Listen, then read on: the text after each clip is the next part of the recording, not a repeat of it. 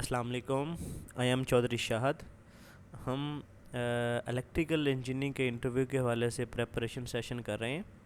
तो आज के जो टॉपिक है हमारा वो हाई वोल्टेज जो सर्ज होती है उन या लाइटनिंग सर्ज होती है उससे प्रोटेक्शन के हवाले से हम डिस्कस करेंगे। और लाइटनिंग सर्ज या ट्रांजिएंट वोल्टेज क्या होते हैं इसको देखेंगे, और इसकी प्रोटेक्शन के लिए जो जो इक्विपमेंट यूज़ होता है उसको आज हम डिस्कस करेंगे। तो सबसे पहले जो है वो डेफिनेशन है, most important definition voltage surge की या ट्रांजिएंट वोल्टेज की। ये भी अक्सर पूछी जाती है इंटरव्यू में।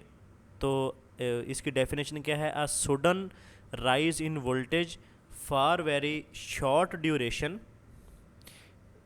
On the power system is known as voltage surge or transient voltage. ठीक है, दोबारा देखते हैं। Sudden rise in voltage for very short duration on the power system known as voltage surge or transient voltage. Transient or surge or temporary nature and exist for very short duration, few hundred microsecond, but they cause over voltages on the power system। कि basically जो है वो surge या transient voltage क्या होते हैं कि किसी शॉर्ट ड्यूरेशन के लिए जो है वो हाई वोल्टेज ट्रांसमिशन लाइन में प्रोड्यूस हो जाना, इसको हम जो है वो ट्रांजिएंट वोल्टेज बोलते हैं या वोल्टेज सर्ज बोलते हैं। अब जो है वो इसकी आगे टाइप्स होती हैं। काजेज़ ऑफ ओवर वोल्टेज दो तरह से काज होते हैं, एक इंटरनल काज होती है और एक इसकी एक्सटर्नल कॉज होती है। इंटरनल कॉज में क्या होता है कि स्विचिंग सर्जेस है कि अगर आपने कोई हैवी इंडक्टिव लोड्स ऑन या ऑफ किया है उस वक्त आपके सिस्टम में सर्ज पैदा होती है। अगर आपने कोई इंसुलेशन फेलियर हुई है उस वजह से, जैसे हम शॉर्ट सर्किट कहते हैं कि वो पैदा हुआ है, तो उस वक्त सर्ज पैदा बन जाती है। आर्किंग ग्राउंड हुई है, कोई किसी फेज़ और ग्राउंड के दरमियान आर्क पैदा हुई है, उस वक्त आपकी सर्ज पैदा हो जाती है। या रेजोनेंस कंडीशन में जो है वो आपकी सर्ज पैदा हो जाती है। उसके बाद एक्सटर्नल कॉज क्या है? लाइटनिंग है, या लाइटनिंग की वजह से जो है वो आपकी सिस्टम में सर्ज पैदा होती है। इंटरनल जो वो काजेज़ को डिस्कस करते हैं। सबसे पहले स्विचिंग सर्ज क्या होती है? The over voltage produce on power system due to switching operation is known as switching surge. ये स्विचिंग सर्ज होती है, ये जब हम हाईली कोई इंडक्टिव लोड स्विच ऑन या स्विच ऑफ करते हैं, ये उस वक्त पैदा होती है, इसको हम बोलते हैं स्विचिंग सर्ज। उसके बाद आप जस्ट इनकी आपने डेफिनेशन याद रखनी है। आर्किंग ग्राउंड क्या होता है? Phenomena of intermittent arc taking place in line to ground fault for three phase system with consequent production of transient is known as arcing ground. कि अगर कहीं भी आपके आर्क पैदा होगी लाइन टू ग्राउंड, उसकी वजह से जो है वो सिस्टम में ट्रांजिएंट का प्रोड्यूस हो जाना, उसको हम आर्किंग ग्राउंड बोलते हैं। उसके बाद आपकी रेजोनेंस आ जाती है। Resonance in electrical system occur when inductive reactance of the circuit becomes equal to capacitive reactance. जब आपके सिस्टम में इंडक्टिव रिएक्टेंस और कैपेसिटिव रिएक्टेंस इक्वल हो जाती है तो आपके सिस्टम में रेजोनेंस की वजह से जो है वो सर्ज पैदा होती है। उसके बाद दूसरा है लाइटनिंग सर्ज, जो कि एक्सटर्नल इफेक्ट है। Electrical discharge between the cloud and earth, between the clouds or between the charge center of the same cloud is known as lightning। ये lightning की डेफिनेशन है, ये भी आपको आनी चाहिए। उसके बाद टाइप ऑफ लाइटनिंग स्ट्रोक हैं। दो तरह के स्ट्रोक होते हैं लाइटनिंग के, एक डायरेक्ट स्ट्रोक होता है और एक आपका इनडायरेक्ट स्ट्रोक होता है। डायरेक्ट स्ट्रोक में, in direct stroke lightning discharge is directly from cloud to subject equipment. Overhead line पे डायरेक्टली आ जाता है क्लाउड से।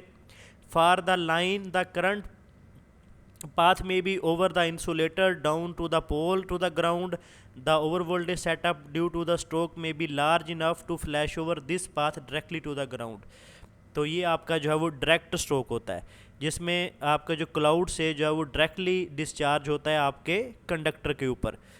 उसके बाद दूसरा आपका इनडायरेक्ट स्ट्रोक होता है। Indirect stroke result from the electrostatically induce charge on the conductor due to presence of charge cloud.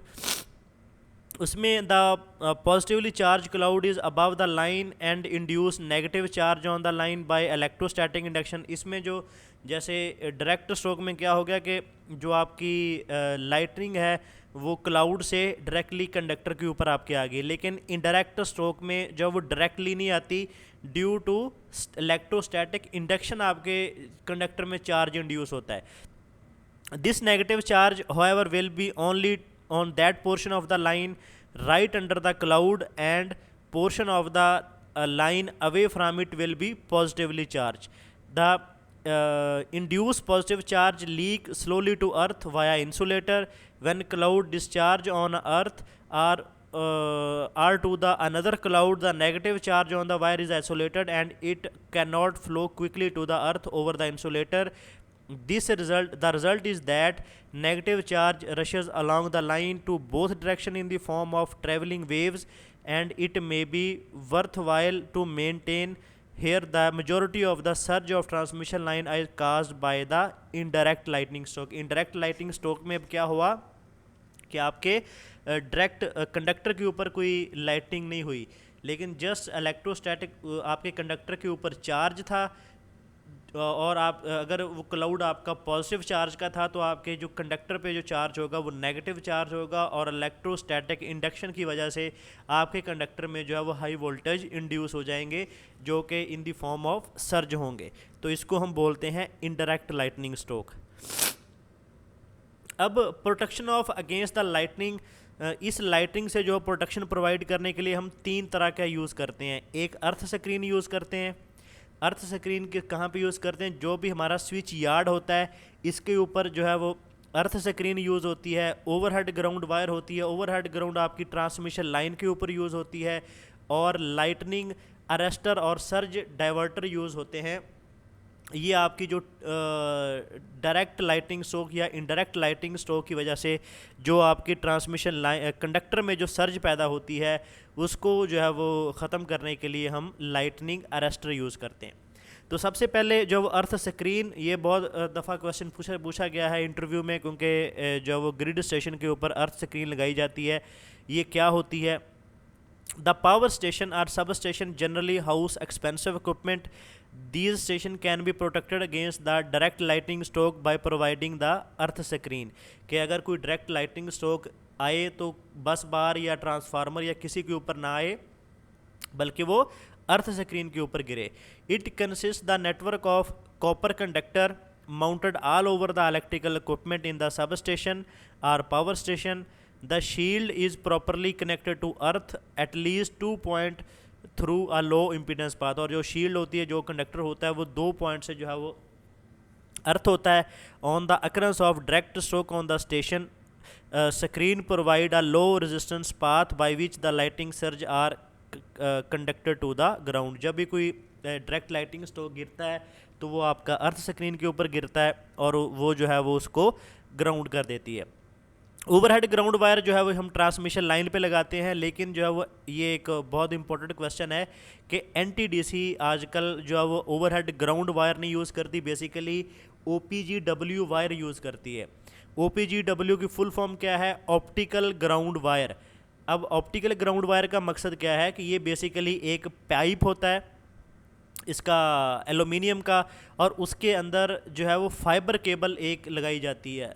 ठीक है, इसमें जो पाइप है वो एज आ अर्थ वायर का काम करता है, और उसके अंदर एक फाइबर केबल जो जा रही है उसको भी ये प्रोटेक्शन प्रोवाइड करता है। अब जो फाइबर केबल बेसिकली जो हम स्काडा सिस्टम लगा रहे हैं ग्रिड स्टेशन के दरमियान, उसको ये हेल्प करती है, बेसिकली कनेक्शन प्रोवाइड करती है, कम्युनिकेशन का काम करती है एक ग्रिड से दूसरे ग्रिड के ऊपर। अब जितनी भी यहाँ जो है वो एनटीडीसी की ट्रांसमिशन लाइन पे जो है वो दूसरी ग्राउंड वायर इंस्टॉल थी, वहाँ पे जो है वो ओपीजीडब्ल्यू वायर जो है वो इस्तेमाल की जाती है। और ओपीजीडब्ल्यू की फुल फॉर्म पूछते हैं तो ये क्या, उसकी फुल फॉर्म क्या है? Optical ground wire. तो इसके एडवांटेज क्या है? It provides considerable protection against the direct lighting stroke on transmission line. Grounding wire provide damping effect on any disturbance travelling along the line and act as a short circuit secondary it provide a certain amount of electrostatic shielding against the external field. इसका disadvantage क्या है कि it require additional cost और there is a possibility of breaking and failing across the line conductor thereby causing the short circuit. ये इसका जो है disadvantage भी है। और उसके बाद हम इन दो के बाद लाइटनिंग अरेस्टर यूज़ करते हैं। लाइटनिंग अरेस्टर की डेफिनेशन याद रखनी है आपने। Lightning arrester is a protective device which conduct the high voltage surge on the power system to the ground. कि ये जो है वो हाई वोल्टेज जो पावर सर्ज होती है उसको ये ग्राउंड की तरफ कन्वर्ट कर देता है। अब इसका बेसिकली मैं सादा ज़बान में आपको प्रिंसिपल समझा देता हूँ कि जो लाइटिंग अरेस्टर होता है ये आपका जो लाइव कंडक्टर होता है ट्रांसफार्मर से पहले ये वहाँ पे कनेक्टेड होता है। ये जो नॉर्मल हमारे सिस्टम वोल्टेज हैं इसमें जो हम बेसिकली हम नॉन लीनियर रेजिस्टेंस लगाते हैं। उसका वो कैसे काम करती है कि जब हमारे सिस्टम वोल्टेज होते हैं उस पे जो हमारा लाइटनिंग अरेस्टर है ये मैक्सिमम रेजिस्टेंस देता है, जिसकी वजह से जो करंट है ग्राउंड की तरफ वो बहुत कम फ्लो करता है बेसिकली माइक्रोएम्पेयर में, ठीक है। लेकिन जैसे ही जो हमारे वोल्टेज सर्ज आती है तो हमारे सिस्टम वोल्टेज से बहुत ज़्यादा वोल्टेज जो है वो लाइन के उस वक्त हाई हो जाते हैं, जिसकी वजह से क्या होता है कि नॉन लीनियर रेजिस्टेंस है। जैसे ही वोल्टेज हाई होते हैं तो जो लाइटनिंग अरेस्टर की जो रेजिस्टेंस है वो कम हो जाती है। वो क्या करता है कि लो रेजिस्टर पाथ दे देता है उस हाई वोल्टेज को और आपके जो हाई वोल्टेज हैं वो ग्राउंड की तरफ फ्लो कर जाते हैं, जिसकी वजह से जो आपकी हाई वोल्टेज सर्ज है वो ट्रांसफार्मर में नहीं जाती, वो बेसिकली लाइटनिंग अरेस्टर के थ्रू ग्राउंड में चली जाती है। और जैसे ही वोल्टेज आपके दोबारा सिस्टम वोल्टेज पे जाते हैं तो ये जो इनकी नॉन लीनियर रेजिस्टेंस है इनकी रेजिस्टेंस दोबारा इंक्रीज़ हो जाती है और आपकी पास जो आइसोलेशन है अर्थ और आपके फेज़ के दरमियान दोबारा बिल्डअप हो जाती है और आपका जो करंट है वो दोबारा आलमोस्ट ज़ीरो हो जाता है। और लाइटिंग अरेस्टर पे बेसिकली काउंटर लगे होते हैं कि जितनी दफ़ा जो है वो लाइटिंग अरेस्टर ने कंडक्ट किया होगा उतनी दफ़ा वो काउंटर जो है वो उसको काउंट करता रहता है और उसके बाद जो है वो एक मीटर लगाया जाता है माइक्रोएम्पेयर में जो लाइटनिंग अरेस्टर का जो लीकेज करंट है वो बेसिकली हमें बताता है। अब जो लाइटनिंग अरेस्टर की जो टाइप्स हैं ये रॉड गैप अरेस्टर होते हैं, हॉर्न गैप अरेस्टर होते हैं, मल्टी गैप अरेस्टर होते हैं, एक्सपल्शन टाइप लाइटनिंग अरेस्टर होते हैं, वाल्व टाइप लाइटनिंग अरेस्टर होते हैं और आपने छठी जो टाइप बतानी है वो गैप लेस लाइटनिंग अरेस्टर होते हैं। ये गैप लेस लाइटनिंग अरेस्टर जो है वो करंटली सिस्टम में यूज़ हो रहे हैं और एनटीडीसी भी gap less lightning arrester use कर रही है। अब यहाँ सबको जो वन बाय वन जो हम डिस्क्राइब करते हैं, सबसे पहले रॉड गैप जो है वो अरेस्टर हैं। ये जो रॉड गैप अरेस्टर हैं ये जितने भी हमारे डिस्ट्रीब्यूशन ट्रांसफार्मर होते हैं 25 kVA का, 50 kVA का, 100 kVA का, 200 kVA का, तो ये वहाँ पे यूज़ होते हैं। तो it is very simple type of diverter and consist of 1.5 cm rod which are bent at right angle and gap in between. On rod is connected to the line circuit and other rod is connected to the earth. The distance between the gap and insulator must not be less than the 1/3 of the gap length so that they may not reach the insulator and damage it. Generally the gap length is adjusted that breakdown should be occur at 80% of the spark over voltage in order to avoid cascading of very steep wavefront across the insulator. यहाँ पे क्या होता है basically दो हम right angle में जो है वो रॉड लगा देते हैं, एक जो है वो लाइव के साथ कनेक्ट होता है और एक आपका ट्रांसफार्मर के टैंक के साथ कनेक्ट होता है जो कि ग्राउंड होता है और इनके दोनों के दरमियान गैप होता है। जैसे ही ये जो गैप होता है एयर में ये ब्रेक नहीं होता आपके सिस्टम वोल्टेज पे। जैसे ही वोल्टेज आपके इंक्रीज़ होंगे तो ये गैप में जो है वो एयर है वो आयोनाइज होगी और गैप में जो है वो आर्क पैदा होगी और आपके जो वोल्टेज होंगे हाई वोल्टेज सर्ज होगी वो जो है वो आपके ट्रांसफार्मर के टैंक के थ्रू जो है वो ग्राउंड हो जाएगी और आपके ट्रांसफार्मर में जो है वो इंसुलेशन डैमेज नहीं होगी। इसकी लिमिटेशन है after the surge the over the arc in the gap is maintained by the normal system voltage leading to the short circuit on the system इसमें ये है कि अगर वो आर्क पैदा हो जाए, वो सिस्टम वोल्टेज पे भी आर्क बनी रहती है और जिसकी वजह से आपका शॉर्ट सर्किट का खतरा होता है। The rod may melt or get damage due to excessive heat produce by the arc. वो आपका रॉड डैमेज भी हो सकता है अगर आर्क बहुत ज़्यादा रही हो। The climatic condition effect the performance of the rod gap arrester. Climatic भी, क्योंकि एयर जब ड्राई होगी तो आपके जो वोल्टेज होंगे वो बहुत ज़्यादा हो जाएंगे। अगर आपकी जो एयर है वो ह्यूमिड होगी तो उस वजह से जो है वो आपके गैप होगा वो जल्दी आपका आयोनाइज हो जाएगा। The polarity of the surge also effect the performance of the arrester. अच्छा, due to the above limitation the rod gap arrester is only use as a backup protection in case of the main arrester. तो इसलिए ये backup protection पे use होते हैं और ये जो आपके 11 kV पे जो है वो ज़्यादा यूज़ होते हैं। उसके बाद है आपके horn gap arrester. It consist of two horn shaped metal rod A and B separated by the small air gap. The horn are also constructed that distance between them are gradually increased toward the top. The horn are mounted on the porcelain insulator. One end of the horn is connected to the line and resistance R and choke L, while the other end is effectively grounded. तो ये है जिसमें चोक connected है, resistance connected है और इसमें जो है वो ये बेसिकली इन्होंने गैप बनाया है ताकि जो है वो आर्क है वो पैदा हो सके। और दूसरा जो है वो इसका एंड ग्राउंड होता है, तो इसको जो है वो इन्होंने हॉर्न गैप जो है वो लाइटिंग अरेस्टर बोले हैं। इसके एडवांटेज क्या है? The arc is self clearing, therefore this type of arrest does not cause short circuiting the system after the surge is over as the case of rod gap. इसमें series resistance help the lightning the follow current is to very small value. इसकी भी limitation है।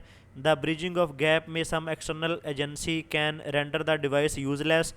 The setting of the horn gap is likely to change due to corrosion or pitting. The time of operation is comparatively long, about 3 seconds in view very short operating time of modern protective gear of feeder. This time is far long. उसके बाद है आपका multi gap arrester जो कि आपके high voltage पे use होता है।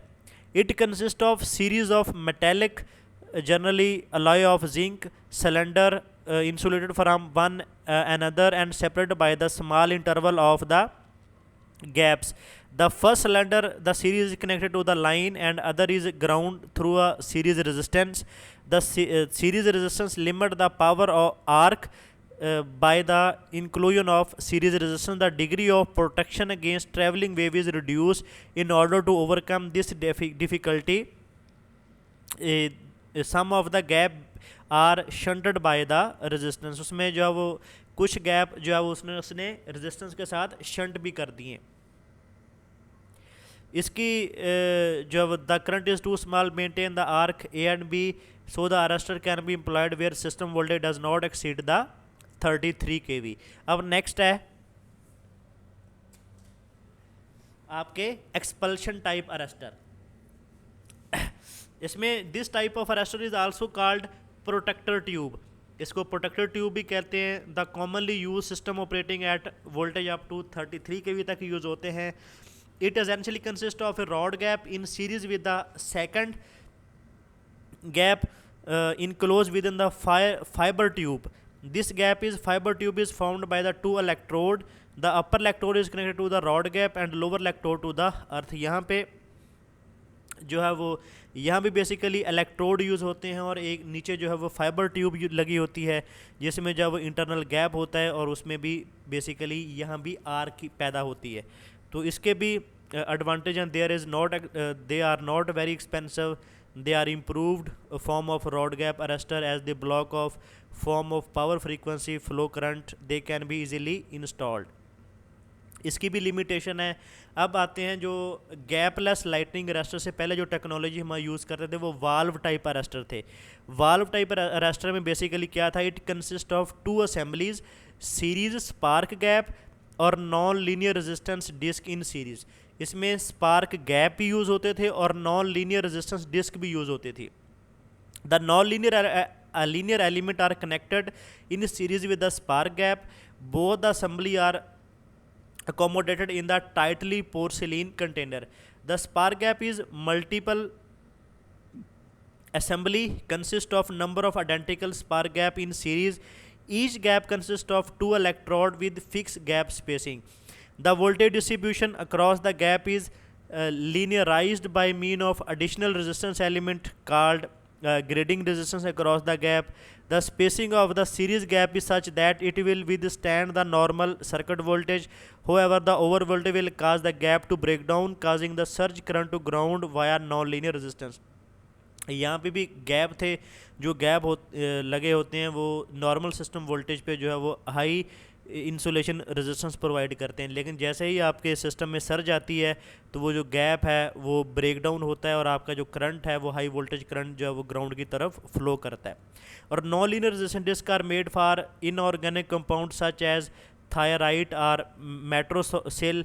These discs are connected in series. The nonlinear resistance have property of offering high resistance to current flow when normal system voltage is applied. कि जैसे ये सिस्टम आपके नॉर्मल होता है, नॉर्मल वोल्टेज पे आता है, जो गैप होते हैं वो बेसिकली जब वो आर्क उनमें पैदा रहती है नॉर्मल सिस्टम वोल्टेज पे, लेकिन जैसे ही ये जो नॉन लीनियर रेजिस्टेंस होती हैं जब ये नॉर्मल सिस्टम वोल्टेज पे आती हैं तो ये हाई रेजिस्टेंस पैदा करती है, जिसकी वजह से जो गैप होते हैं वो उनमें जो आर्क है वो ख़त्म हो जाती है और आपका जो लाइटनिंग अरेस्टर है वो दोबारा बेसिकली विद स्टैंड हो जाता है. हम जो गैपलेस लाइटनिंग अरेस्टर की बात करते हैं उसमें जो हमें मेन एडवांटेज है वो हमारा यही होता है कि वहाँ पे आर्क पैदा नहीं होती. बेसिकली वहाँ पे हम उसको पहले डिस्कस कर लेते हैं, सर्ज अब्जॉर्बर को हम बाद में करेंगे. ये गैपलेस लाइटनिंग अरेस्टर है. इसमें क्या होता है कि बेसिकली जो लाइटनिंग आर्क है वो पैदा नहीं होती. इसमें बेसिकली जिंक ऑक्साइड की जो डिस्क होती हैं वो एज आ इंसुलेशन प्रोवाइड करती हैं. This type of arrester comprise number of solid zinc oxide disc. This disc are arranged one by one to form a cylindrical stack. The number of zinc oxide disk used per lighting arrestor depend upon the rating of the system. This stack is kept inside a cylindrical housing of porcelain polymer. Then the stack is placed inside a housing and highly pressed by the heavy spring load attached at the end of the top. The equipment connection terminal for line is projected from top cap and the connection terminal for earth is projected from the bottom cap. अब इसमें basically क्या होता है कि इसमें solid zinc oxide की disc use की जाती हैं और नंबर ऑफ डिस्क कितनी यूज़ करती हैं वो सिस्टम वोल्टेज पर डिपेंड करता है. और इसमें जब उन डिस्क का आपस में कनेक्शन बनाने के लिए उसको जो है वो स्प्रिंग से कंप्रेस किया जाता है और टॉप कैप को जो है वो उसने जो है वो टर्मिनल के साथ लाइन टर्मिनल के साथ कनेक्ट किया जाता है और जो एंड कैप होता है, बॉटम कैप होता है, उसको ये ग्राउंड कर देता है. अब इसमें फ़ायदा ये होता है कि यहाँ पे अब आर्क पैदा नहीं होगी. जब आर्क पैदा नहीं होगी तो सिस्टम वोल्टेज पे जाके आपका जो लाइटिंग अरेस्टर है वो जल्दी विद स्टैंड कर जाता है. अब इसकी वर्किंग देखते हैं. Normal operation is defined as when no surge is presented, the surge arrestor is subject to the normal system voltage only. The zinc oxide has highly non-uniform current voltage characteristics.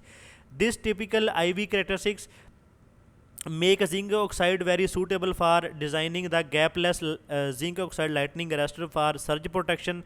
The non-linear resistance of block is an inherent bulk property and consists of mainly zinc oxide. इसमें zinc जो oxide होती है वो 90 to 95% होती है with a relatively small amount of several additive of other metal oxide like alumina, antimony, trioxide, bismuth oxide, cobalt oxide और zirconium. On microscopic scale, the additive are almost homogeneously distributed throughout the arrestor block, but the microstructure of the metal oxide block represent a network of series and parallel arrangement of highly doped zinc oxide grain separated by the intergranular junction. The nonlinear behavior of the superimposition of the nonlinear characteristics of individual junction. The current carrying capacity of such arrestor block is proportional to the total cross section of the block, and the nonlinear resistance characteristics of zinc oxide block can be expressed as I over IR, V over VR. तो ये basically जो zinc oxide की disc होती हैं ये as आ जो है वो हमारी रेजिस्टेंस और नॉन लीनियर होती हैं और जो जब सिस्टम वोल्टेज होते हैं ये आपका हाई रेजिस्टेंस प्रोवाइड करती हैं. जैसे ही आपकी सिस्टम में जो है वोल्टेज पैदा होती है तो ये ब्रेक डाउन करती हैं और करंट को जो है वो फ्लो करवाती हैं.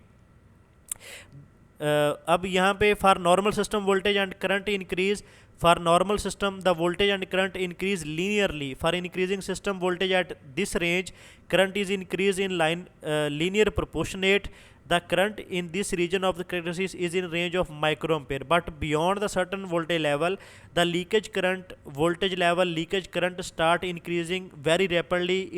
It is kiloampere range. The voltage beyond which the current through the lighting resistor become such high is referred as reference voltage, and current at reference voltage is known as reference current. उसके बाद ये जो sudden drainage of high current through the lightning resistor just beyond the reference voltage level prevent the system from transient over voltage stress. The voltage current relation of metal oxide block highly depend upon temperature. The metal oxide block has negative temperature coefficient, that means with increase in temperature resistance of the surge arrestor decreases. Hence for some system voltage the leakage current through the instrument increases with the increase in temperature.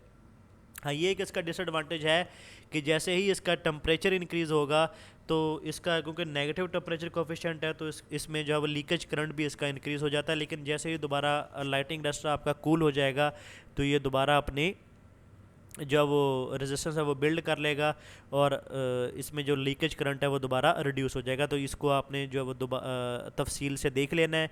इसके बारे में जो है वो detail से जो है वो इंटरव्यू में बहुत दफ़ा पूछा जाता है, क्योंकि वो गैपलेस लाइटिंग रजिस्टर एनटीडी से यूज़ कर रही है, तो इसलिए इसका पूछा जाता है।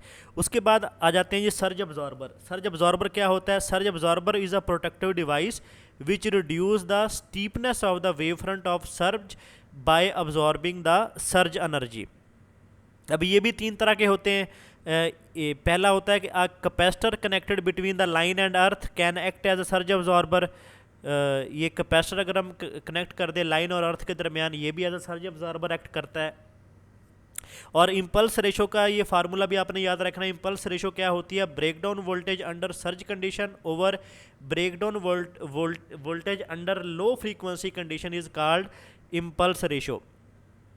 उसके बाद दूसरा surge absorber consist of parallel combination of choke and resistance connected in series with the line, कि अगर parallel combination of the resistance और जो चोक है अगर ये लगा देंगे तो ये भी एज अ सर्ज अब्जॉर्बर काम करेगा। लेकिन हाई वोल्टेज पे जो सर्ज अब्जॉर्बर काम करता है वो है it is called फेरेंटी surge absorber. It consist of air code inductor connected in series with the line. The inductor is surrounded by insulated form of earth metallic sheet called dissipator.